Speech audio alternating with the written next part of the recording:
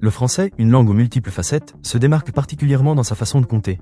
Alors que la France utilise un système vicésimal basé sur 20 avec des expressions comme 80, les Belges et les Suisses préfèrent une logique décimale avec des termes tels que 70 et 80. Cette divergence a des racines profondes, remontant aux traditions celtes et gauloises où compter se faisait avec les doigts et les orteils. La numération basée sur 20 en France trouve ses origines dans l'histoire, allant jusqu'à influencer la littérature et l'architecture. En revanche, la logique décimale en Belgique et en Suisse offre une progression plus régulière et intuitive, héritée du latin. Cette différence s'explique par des choix politiques et grammaticaux, notamment par l'influence de l'Académie française au XVIIe siècle pour standardiser la langue. Aujourd'hui, l'enseignement du système à base de 20 en France pose des défis pédagogiques, tandis que la stabilité du modèle décimal en Belgique et en Suisse reflète une histoire linguistique distincte. Cette divergence révèle l'importance des mots dans la construction de l'identité linguistique et culturelle d'un pays. Dire 70 ou 70 va bien au-delà de simples termes numériques, c'est le reflet d'un héritage, d'une histoire et parfois même d'une résistance.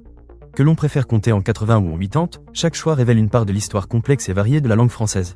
Le français, loin d'être uniforme, se révèle à travers ses nuances numériques une langue vivante et riche en héritage. Plongez au cœur de cette diversité linguistique, explorez les origines surprenantes des mots que nous utilisons chaque jour et découvrez comment la langue française continue de refléter son passé tout en évoluant vers l'avenir.